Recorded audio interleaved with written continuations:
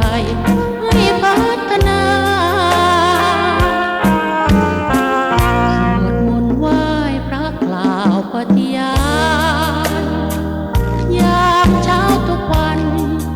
ยึดมั่นในศาสนาชีวิตนักเรียน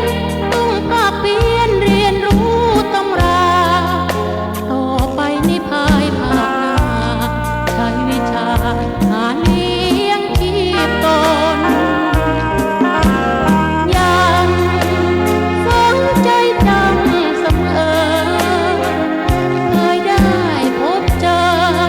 เพื่อนเคลอสนุกเฮฮากิจกรรมร่วมใจแห่เทียนเวียนไปจนออกพรรษา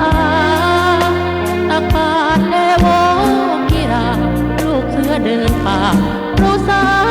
มัคคีห่วงน้องรุ่นหลังฝากฝังเชื่อมโยงจงช่วยชะลออย่าหลงในทางอบาย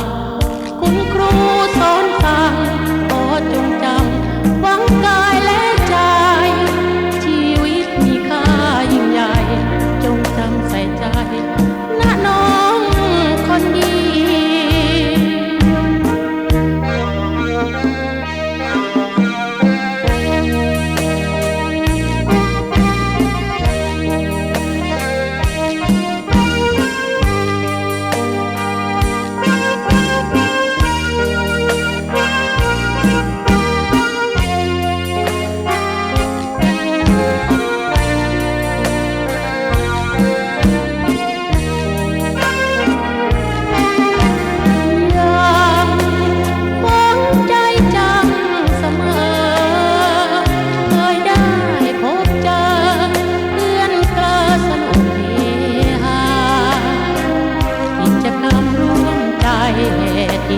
ไป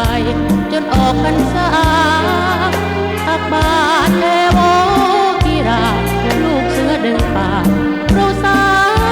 มัคคีห่วงน้องรุ่นหลังฝากฝัง